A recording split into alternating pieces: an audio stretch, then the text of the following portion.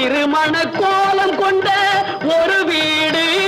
வண்ண திருப்பரங்குன்றம் என்னும் படை வீடு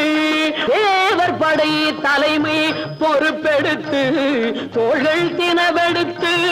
சூரன் உடல் கிழித்து கோவில் கொண்டே அமர்ந்த ஒரு வீடு ஆண்டின் கோலமுற்று மலை மீது நீ